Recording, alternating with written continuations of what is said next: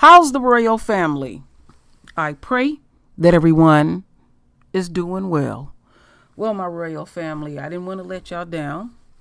I wanted to give it a whole day before I presented this video. And y'all see in the title, Retrograde. Yeah, that's all I've been talking about quite frequently. And before we get more in depth about Bill Cosby's release from jail, I want to point something out to the royal family that I've been harping on repeatedly. All right, this is the calendar that I often show. I use this as a template. It's not exactly accurate, but this is what I use so the royal family can have a better understanding about what's going on.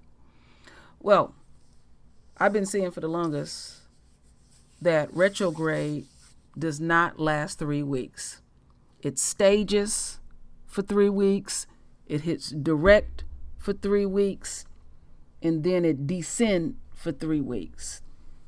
And I started noticing a few years ago that it don't matter what stage retrograde is in, the magnetic forces are still felt in the universe. I seen a real freak car accident the other day on the news, actually with a truck that ran into, a huge moving truck that ran into the house. And it was very freak in nature. So I keep going back to this because this is a prime example, my royal family, that retrograde is still in full effect, even though it is descending. I had to pull that out for a reason, and y'all understand where I'm going with this. So, retrograde.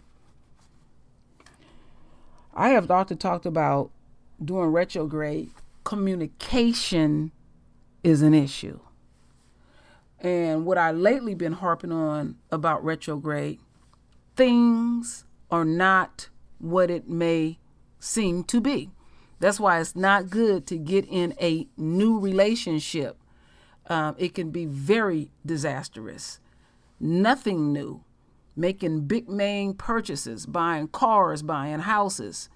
Things ain't what it may seem. Somebody may sell you a lemon. Somebody may sell you a house with a jacked up roof and jacked up plumbing, which will cost you immensely. And then also another trait of retrograde is things happen out of nowhere. It can be quite shocking, an outburst, and retrograde, going back. So things that have not been dealt with way back when will come forth. And this stuff that's been going on with Bill Cosby came forth during the retrograde stage, even though it will be so-called over with tomorrow. Think about what I'm saying, my royal family. See, I've been saying for a while, the first thing that the enemy took from us was our science, and then got this stigma in the community. If we interested in stuff like that, you're a nerd. You're not hip, slick, and cool. We're not one-dimensional people, and we prove that all the time because there's various channels here. We ain't just talking about the injustice that happens to us on a global scale or right here in the streets of America. We talk about things that we are concerned about, the environment, many things. See, the enemy watches us and they're learning how deep we continue to be. So keep on your frontal lobe. Things ain't what it may appear to be. There's something nefarious going on. And it was something nefarious about this case with Bill Cosby. And they did catch a number of women lying. We have had women come far back as in the 50s. And I remember the 70s vividly. And in that space and time, there was the free love and all this kind of stuff. And it was not unusual to have these parties where they would literally have plates of drugs and everything. It was a lot popping off. And I got to see some of that stuff. I'm not saying I remember every single thing and stuff, but I got to see a lot of that. But the excuse that has been used is that if some of these women that came 40 and 50 years ago, Bill Cosby was so powerful that they knew nobody wouldn't hear his voice. Look at how they treated Barack Obama. He had no power whatsoever. He was nothing but a mere token to try to satisfy the royal family. Now, one thing that I have been saying consistently about this case is that when it comes to women who have actually been raped, it's a damn shame when a woman lied about being raped, because the voice of a rape victim, they will get re-raped twice. Like, oh, we don't believe you. Why would you mess over that man's life and stuff? So shame on any of the women that lied about rape. I'm not going to fix my mouth here and say Bill Cosby didn't rape none of those women absolutely whatsoever or anything like that. And I'm not accusing Bill Cosby of anything. I'm being very word specific. Very word specific. In my opinion, Bill Cosby went to jail for literally cheating on his wife. Bill Cosby also went to jail by making promises that he could not keep, because a lot of these women wanted to have a career in Holly Hell. That place is wicked, you know, and he was wrong on so many levels. Even my husband said, because I like listening to a male perspective, that Bill should be ashamed of himself that he's in this position. His shit look, unquote, raggedy. Now, one thing that the enemy do is they love piling on. And I have seen throughout history, when they literally try to throw the kitchen sink at us, it always screws them, because, you know, they want to make sure we go down sinking fast. And then when things are appealed and really dissected and looked at, you see all these discrepancies. Now, there was 79 pages of why they came up with the decision and all of that. I haven't read it yet, but we see a lot of people doing interviews based on pure emotions, truly based on pure emotions. So what I'm going to do, because I always like to get a black perspective, we're going to listen to one of the lawyers that in the beginning of this stuff, Monique Presley, who was at first Bill Cosby's attorney. I don't know why he got rid of her, because she's an excellent attorney. But, you know, one thing that I like about Monique, she didn't put that business in the street, which you're not supposed to, attorney-client privilege. So let's listen to Monique. And then I forget this other brother's name. He's a good attorney too. Just going to talk about why Bill Cosby was released.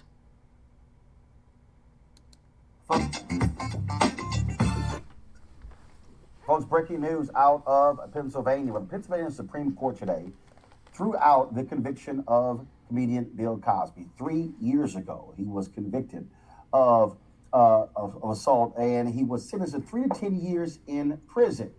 Well, they ruled today that the decision to prosecute him was wrong. Why?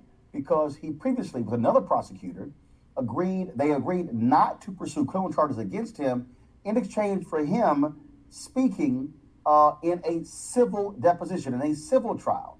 What that meant was that in that particular civil deposition, he could not declare his Fifth Amendment rights to self-incrimination.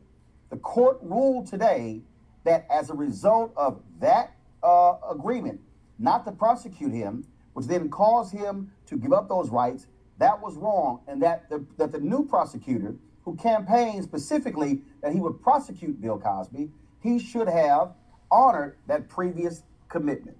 It was a shocking turn of events. Not only did the decision come down today, Bill Cosby this afternoon was freed from prison, and then outside of his home there in Pennsylvania, his representative Andrew Wyatt and attorneys and others spoke about today's developments.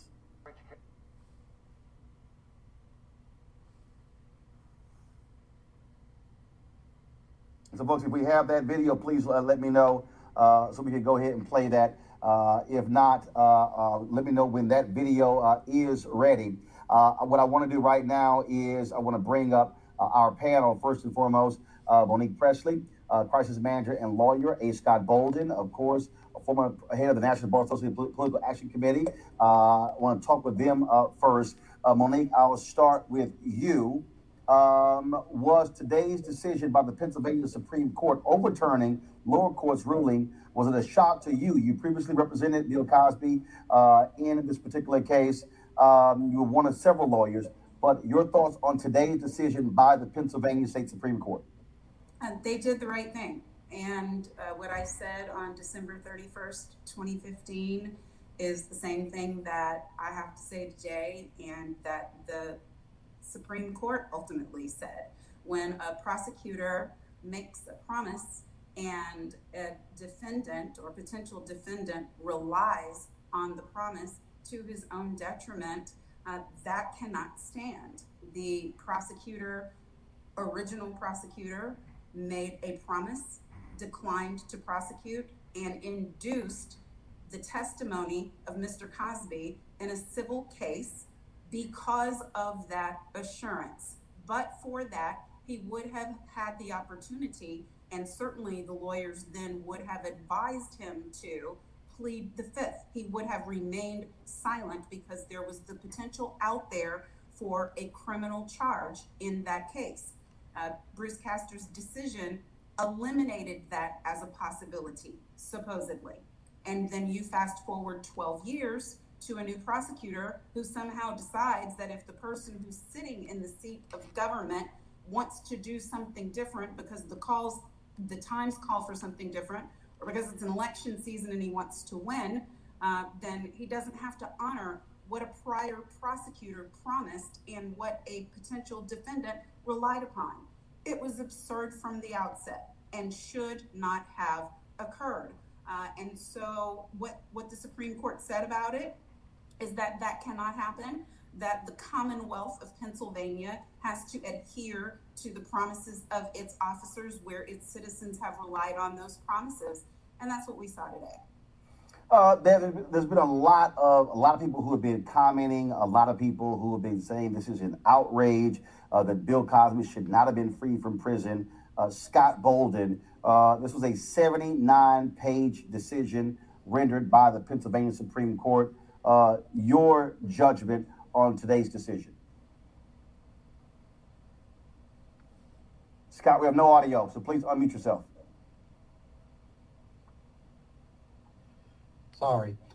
It was the law, and the Supreme Court, in a 79-page decision, which means they were very intentional about this, said, regardless of what you think about Bill Cosby and the 5 or 6 women or the dozens of women who he allegedly was wrongfully acted with, the bottom line is they tricked him into giving up his Fifth Amendment and then tried him years later that violated his due process rights. I agree with Monique. It's pretty standard fare. I have a Fifth Amendment right. If I cut a deal to give it up with a prosecutor, another prosecutor 12 years later can't come up and say, I'm not going to honor that deal. The other thing to remember, Roland, about this is that the Supreme Court could have taken a slightly different position. I believe the other issue pending before the court, vis-a-vis whether the probative value of those other women being led into the second trial outweighed the prejudicial effect. I think the court would have ruled that it was too prejudicial. And had they ruled on that second issue, first issue was the violation of the due process, had they ruled on the second issue versus the first issue, they could have sent it back down to be retried. But instead, they intentionally said, we're going to deal with the due process piece, because if he violated his due process rights and you tricked him into giving up his Fifth Amendment and you prosecuted him, then the other women and how the trial went are moot and don't really matter. And so they chose to attack this case like that, so that one, they vacated the judgment, cannot be retried, and then they discharged him. Case over, bottom line. And he's at home at 79 years old, and there are a lot of people who disagree with the court's decision, but the law doesn't serve one side or the other. It just serves the law and the judicial system. And this was the right thing to do, was the right legal decision to make. And the rest of it on politics and perceptions, people can have their opinions, but this was the right call by the Supreme Court of Pennsylvania. Well, first, Cosby is 83, so I'm sure he'd appreciate you shaving 4 years off of his age there, Scott. He's a cute, too. He's 83 years old. But Monique, to Scott's point about how the law works regardless of who you are, the critics say Bill Cosby got a sweetheart deal by this prosecutor, Bruce Castor, choosing not to pursue charges.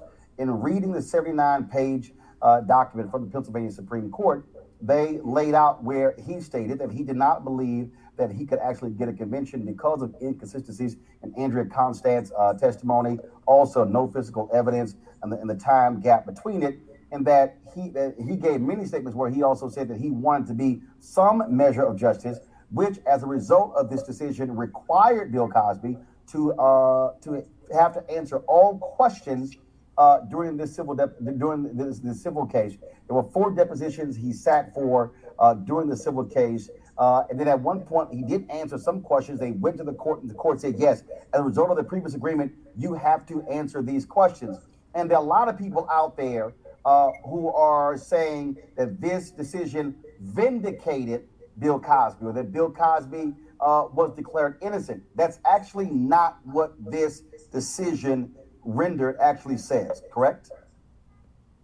No, it doesn't have to say that. It says that he shouldn't be charged in the first place. It says wash it all away as if the trial never happened. Somebody in this country is still innocent until proven guilty in a court of law. You can't be proven guilty on something you never should have been charged with in the first place. So people can say in language whatever they want, whatever way they want, but I see a lot of people, even legal folks, calling this a technicality. To me, again, absurd. How is someone inducing you to waive essentially your Fifth Amendment right to not be incriminated against, and that be called a technicality when it is the direct cause of things that happen later? So anyone who doesn't think that they have a liberty interest at stake will answer questions that any lawyer would first say, don't do it, if they thought that there was any possibility of a trial. So what I think about now is that people who understand the law and respect it should replace Mr. Cosby with any given defendant. Replace him with your son, with your husband, with your brother. We try one case at a time, and the obligation in the justice system is to do it when it's right to do it. So imagine your family member being made a promise that they relied on by the government. That promise is supposed to stand. We need justice to apply the same for every single person in every single case, and that's to administer it fairly. To that particular point there, Scott, as I went through this ruling, this 79-page ruling, that was the one thing that the court kept coming back to. They kept coming back to saying the fact that Bruce Castor, as a prosecutor, carries a lot of power, a lot of weight, and that his decision had to be respected. That once once a defendant gets this word, and even though there were claims that it was not actually written down or it wasn't actually formalized, they concluded that as an agent of the court, if you will, that carries a lot of weight when he says we are not going to prosecute you criminally. Therefore, as a part of this agreement, you must testify civilly. What they're saying is that, look, in other words, what Monique said, that frankly, Bill Cosby did not have that agreement. He's not speaking truthfully or answering all questions in the civil. So if Bill Cosby didn't get the agreement, we actually would not have any testimony of him actually speaking on the record about quaaludes and sex and drinks, things along those lines. And it was an interesting deal. I mean, we've been at this a long time, Monique and I. I've never seen a prosecutor do this type of deal. But they did the deal, and the court recognized that. But remember why Castor did it this way. He could not prove the case beyond a reasonable doubt. He could not, and he announced he couldn't, and that he was going to do this deal where he was going to allow to say he will never be prosecuted or not prosecuted. And in exchange for that, he will give civil testimony, and ultimately that case settled for $3 or $4 million. It didn't have to be in writing. I'm an officer of the court. Castor was an officer of the Pennsylvania State Court and the prosecutor. That does carry weight. A deal's a deal, as I've been saying on social media, and you can't unwind the deal because you don't like the discretion of that prosecutor. And so here, it's even more egregious because in exchange for him giving up his Fifth Amendment, he agreed to testify. And that's what Castor wanted because there was going to be a civil settlement. The prosecutors cut deals like this all the time vis-a-vis, they know a civil case is out there. Here, Castor structured this deal to get him to give up his Fifth Amendment. He gave it up because Castor knew he couldn't prosecute him criminally because what? There wasn't enough evidence. So on the first trial, there wasn't enough evidence. And then the second trial, they brought in these other prior bad acts, allegedly, these other women. They let in 5 or 6, and then you get the conviction. That's not due process. That's not fundamental fairness. And that's just a bad jury verdict based on what's underlying all of this. And there were a lot of people, obviously, Monique, who were also critical of the fact that deposition that was taken, he sat for four different sessions.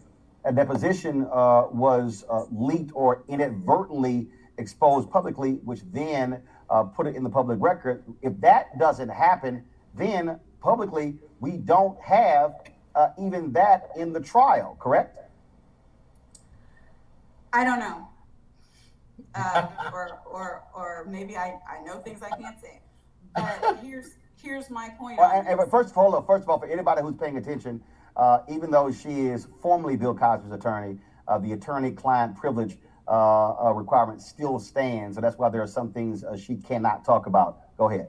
Right, and other things that I just will not talk about because I think there just is an obligation of confidentiality. So anything that I'm commenting is publicly available. It's things I said publicly then, things that were in trial, or things that others have already commented on publicly.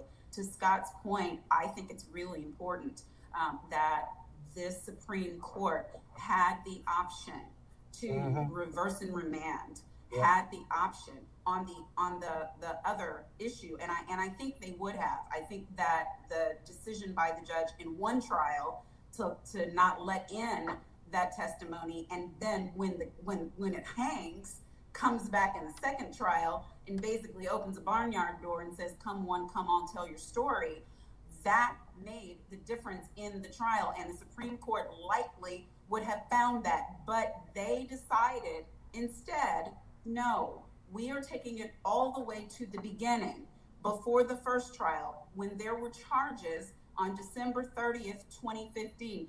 That is the decision that was wrong. And so it's not a decision by Castor that was wrong in making the deal. Prosecutors have all the discretion in the world. It was the decision by Steele to not honor it that was violative of Mr. Cosby's rights. If you just think about the way prosecutors come up with plea agreements and then the court ratifies those agreements, what if the prosecutor 10 years later decides the day before your little brother is supposed to get out of prison on a deal that was 10 out of a 10 to 20 possibility?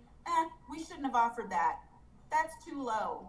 We think he did some other things. We can't get him for the other things, so we're going to stack on more time here. Are you kidding me? No, that cannot be the way that our justice system works. And I am thankful that the Supreme Court sent that message very clearly today. And for the people who don't understand, the last line in the court's opinion is that accordingly, we do not address Cosby's other issue. That other issue they're talking about is the judge allowing other women to testify, speaking to his character. That was one of the complaints the Cosby attorneys made, that their testimony should not have been allowed in. People also got to remember, the first Cosby trial ended in a mistrial. He was convicted in the second trial. It was in the second trial when the judge allowed those women to actually testify. And so you had lots of different things that were going on here. There have been a number of people who have been responding. We've seen lots of folks on social media commenting. Victims' rights advocates have been speaking as well, weighing in. I want to pull up right now. Tanya Fields, she joins us right now with the Black Feminist Project. Tanya, glad to have you on the show. Just want to get your reaction to today's developments.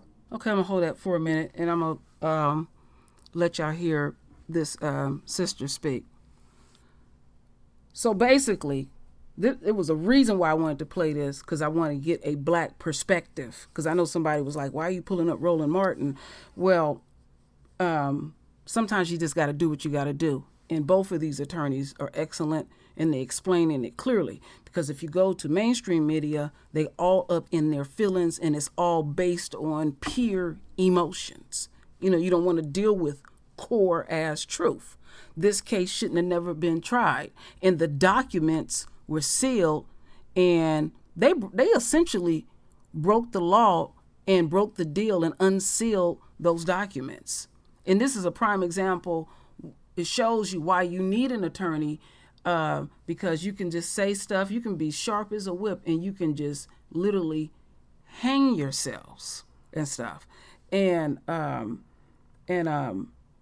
that's how they're going. The spin doctors, they're going to keep the emotions in it. So, and they also did that in the second trial, where they brought these other women, and the jurors they wasn't basing it on unquote evidence or whatever it was. It was based on pure emotion. And then when you look at the finer print, this was all about Bill Cosby and Andrea Constand. That's the best that I can pronounce her name. One so-called victim that had already been paid and looking for another payday as well. So I wanted to get that out, and I know this is going to irritate people to hear what the sister have to say, but it's necessary because I have something to add to this. The Pennsylvania Supreme Court regarding the release of Bill Cosby from prison after serving 3 years of what was supposed to be a 3 to upwards of 10 years sentence. You know, I'm certainly not a legal expert. I am a survivor of both domestic and sexual assault. I work closely with folks in this community who deal with, who are support to survivors. And I think we are talking right now, Monique, and I'm sorry, I forget the other gentleman's name. Scott are talking very astutely and brilliantly about, the legal process and due process. And I don't have much to offer in the way of that. What it brings up for me is that we are ironically talking about justice, but we're talking about justice for someone who has admitted that they engaged in sexual acts with people who could not consent. That is by very definition rape. And that we have a justice system that continually does not side on the side of those survivors and those victims. And I think that in all of this discussion, that is what is getting lost. That, for me, is where we need to have deeper conversations, right? I think that it's really interesting that Monique is talking about people's little brothers, right, and people's fathers. And we have seen the justice system that continually has failed Black men, right? And we talk about that. But as soon as we talk about a justice system that is failing women, right, now we want to invoke those images. That doesn't really seem fair. We know that this justice system is not, in fact, a justice system that works for folks. And there are certain folks who continually get maligned. Bill Cosby is not somebody's little brother. He's not someone's, poor father in a poor neighborhood. This is a man who had a lot of influence. This is a man who had a lot of money. And he used that money and influence to rape women.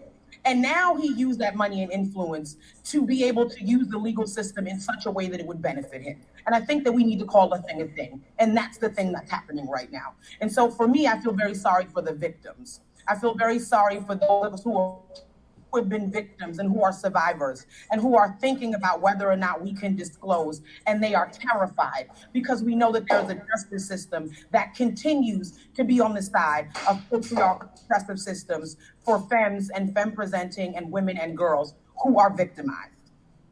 You mentioned in terms of what we're talking about here, there's a reason why I separate the issues. First, for the purpose of the audience, we have to explain to the audience exactly legally what happened. Right. So there have been a lot of people. So for instance, there have been a lot of people on social media who have been saying that Bill Cosby was exonerated. Well, that's actually not the ruling. They actually laid out specifically what the ruling was. The decision of the Pennsylvania State Supreme Court today was not that he did it, that he didn't do it. What they ruled today was that there should not have been a trial as a result of that previous agreement with the prosecutors. And so now the reality is he still testified in a civil deposition in terms of his relationship with Andrea Constand and other women and what he did, giving Benadryl, also in terms of answering questions when it comes to Quaaludes. That's actually on the record. Monique, want to give you an opportunity to respond there, because there's been just so many different feelings. There have been people saying, how dare people celebrate this decision because of the legal ruling by the court. There have been others who say it's bad, others who say law should be changed, all of these different things here. And again, naturally, because people are very emotional about this issue, allegations of sexual assault, we can go down the line, it's really causing a lot of conflicted feelings among people, men and women. Yes. Well, Roland, I'm here today as a legal analyst, not as an advocate for any client or a spokesperson for any person. So I don't really feel led to run down the litany of the million things I've already said. I don't take any of them back, but I don't feel the need to say them again. What I will say is that women matter in the justice system. Men matter in the justice system. Black women and Black men are mistreated in higher numbers in the justice system. They are wrongfully convicted more. They are abused more. Black women's cases are not taken as seriously. We are viewed differently than our white counterparts. All of those things are no more or less true because the Supreme Court today decided that in order for our government to function, when prosecutors make a promise, they have to keep it. That is what this is about. This is about something that should not have happened. So as emotional as people may be, and as emotional as people are going to be, the fact of the matter is, from the person who is innocent and has never done a single thing wrong to the person in the United States of America, at least, the person who just blows up buildings, they both are under the same justice system, and they are supposed to have the same rights, and they are supposed to be treated in the same manner, regardless of color, creed, sex, wealth. Doesn't matter about any of it. This is about what our government is supposed to do. So I believe that all of those other issues are valid. I have factual disagreements, but I think that there is a factual record out there that supports itself. But what today is important is that we know that whether you are old or young or Black or white, at least in Pennsylvania with that Supreme Court, they will hold their very powerful prosecutors to the same standard, no matter how much the times change and no matter how much the characters change. Tanya, then Scott. What exactly am I responding to here? Well, again, that what you're dealing with here is, again, distinctions. You're dealing with legal distinctions. You're dealing with distinctions of others who say you must always believe and support women. And then you have those who say Cosby was exonerated, others who say no, he was not. I mean, that's He was not exonerated. I mean, we are talking about legal process here, right? That's the conversation that Monique and Scott are having, right? And that I'm being brought into. And much like Monique just said, I am not, I will concede that I am not an expert in those things. So I will not speak to that. But what I can tell you is that from my layperson's understanding of what happened here, it is, and she can talk about all the factual stuff she wants. There's factual stuff that victims' rights and survivors' rights can lay out as well. We know that the justice system, and I'm very uncomfortable even talking about that, right? Especially when we talk about the intersections, and we cannot talk about these things without talking about the intersections. We can talk about what the law is supposed to do, and we can talk about what the law actually does do, right? And we know, yes, that women do not disclose. We know that you look at the intersection of that, Black women do not disclose, Black trans women do not disclose, gay men do not, disclose a lot of the times, and that when they do, that they are treated with certain disparities, right? What I am merely speaking to here is that what I am seeing is a failing of the law on the side of the victims in the criminal case, right? Because from what I can see, what Castor did previously was that he made a deal. And he made a deal so that there would be some compensation in the civil space. Maybe he did not anticipate that this would come here, right? Because when you look at it from that perspective, I do agree with Scott. I do agree with Monique. You cannot make that kind of deal as an officer of the law and then come back 12 years later and some new person comes here and says, we're going to do something different. You are all acting on behalf of the state. And so when you look at it from that perspective, then a decision was made that a lot of people from a legal perspective believe was the right decision. What I'm saying is a survivor. What I'm saying is someone who works in a community of people who have been victimized, right? At higher rates and then do not disclose and do not have access, and when they do disclose are treated unfairly or not believed. We don't believe women, right? We don't. And we have a law, legal system that reflects that. And so again, my point is, and it's the point I'm going to continually make, is that this was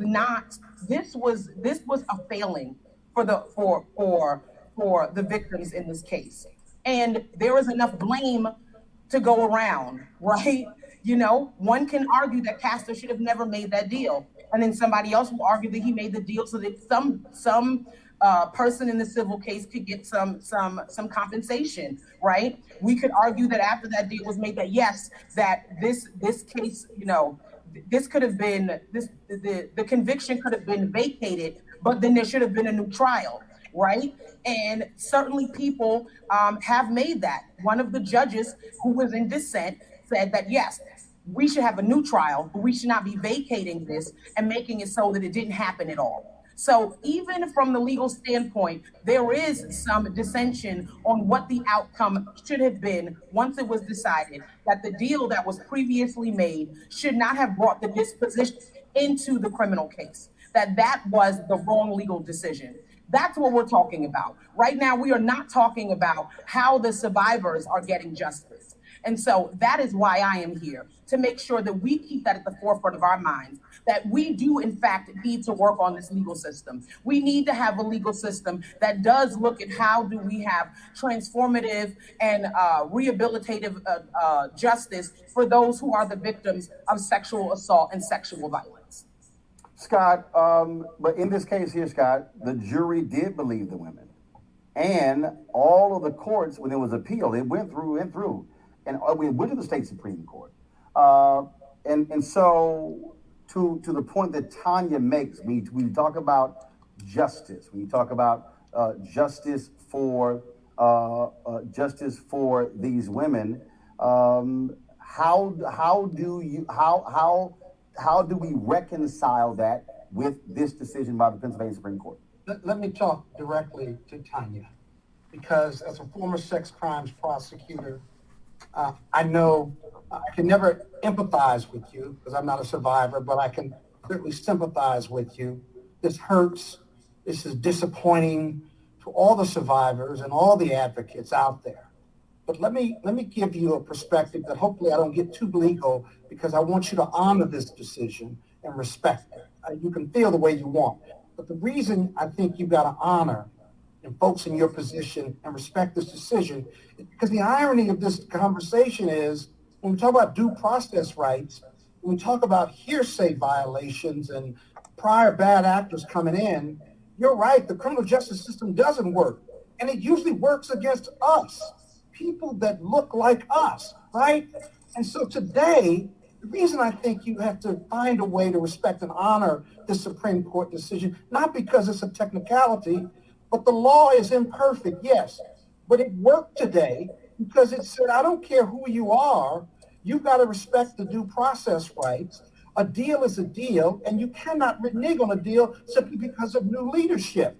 Otherwise, you violate the fundamental fairness and the goals and objectives and principles of the very criminal justice system that our system is based upon. And it is imperfect, but today it worked. And you want that system to work if you're ever going to get justice for victims and get justice for people that look like us. You've got to continue to believe it's the best system we have, but it is highly imperfect. You're going to get results like this, but if you honor those principles of the criminal justice system, we're going to make it better, because we want it to work for Black folks, white folks, victims, as well as defendants, because we've all bought into a social contract that we're going to accept rule of law, and we're going to accept how the Supreme Courts of this country implement it. We may not always like it, but it's really the best thing we've got. And I hope you can find a way to respect and honor this, because hopefully this will make a difference in the lives of Black people and all people who come before the criminal justice system. Roland, there was something else I wanted to point out, if it's okay. I think that's a yes. Okay, it was silence. I was asking permission. I'm trying to be on my best behavior today. The other thing that people seem to be ignoring is that this judge, who also had a great deal of discretion, could have sent Mr. Cosby home pending appeal, knowing that there was going to be an immediate appeal, and knowing that a couple of the decisions, including these two that made it all the way. Okay, that's the end of that, my royal family. Now, let me take this down here. This is what I want to say. Let's go back to the Black woman being victimized in America. I have often said behind the scenes, or when I'm feeling some kind of way, I have often said to my husband, this country don't give a damn about a Black woman, a Black child, or a Black senior citizen woman being raped in America. We fall way down the trough if we come in there accusing anyone for rape. We get dismissed. Now, we all know that the enemy's woman have had many Black men slaughtered in the streets of America, implying, maybe just glancing, whistling, Emmett Till. And we don't know if that's true or not. And so what they will do in a situation like this, because people are very emotional, they will get Black women who have been victimized, whose voices are not being heard, and they will get one, because Roland is doing it. He know how to play this media shit, where you get someone that looks ridiculous and come off angry, and they're using this sister because she's wholeheartedly serious as a form of entertainment. That's why I was saying This is a damn shame, because there are actual women out here being raped. And a lot of these chicks got caught lying. And I don't know how a woman, knowing the dynamics of a woman and how we made up and how our emotions get caught up in this stuff, knowing you purposely lying, and there are victims out here getting raped every millisecond, and they don't get absolutely no justice. Then you want to put a face of a angry black woman like y'all give a damn.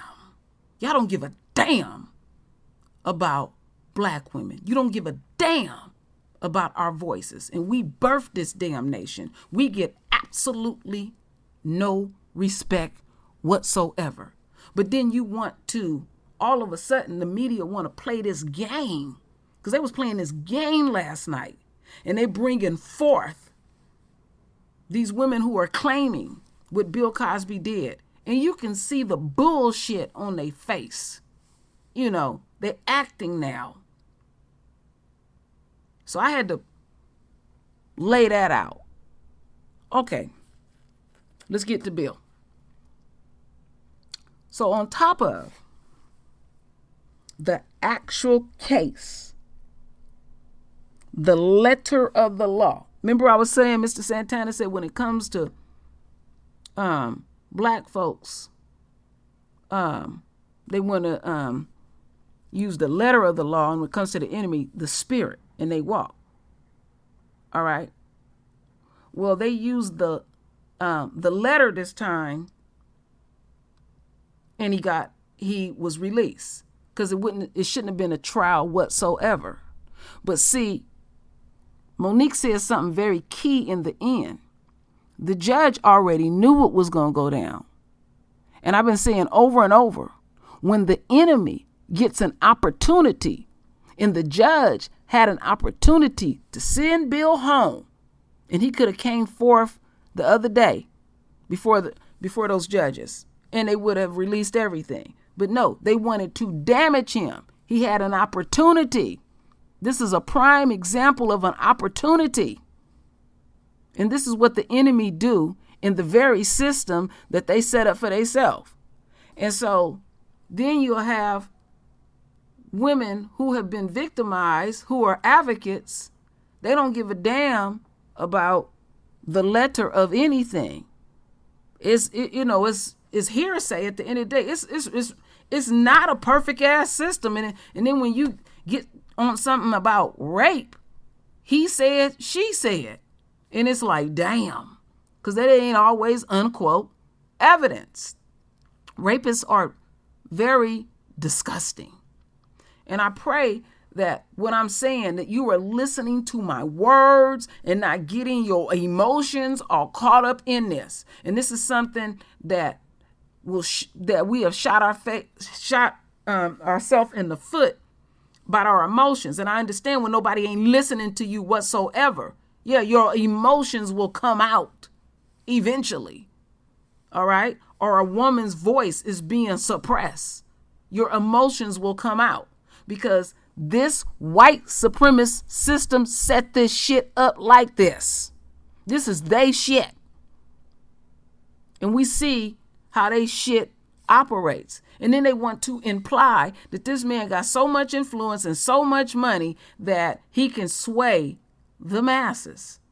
No, it don't matter how much money a black man have. We have seen that repeatedly in America. Last thing. Things ain't what it seems. Think about it, my royal family. What's really going on in this case? What's really going on at the end of the day? That's where I will leave it, my royal family. So what you need to do is render your voice with your beautiful divine words. And as always, my royal family, I thank you for your love. I thank you for your support. And with that said, Ashe.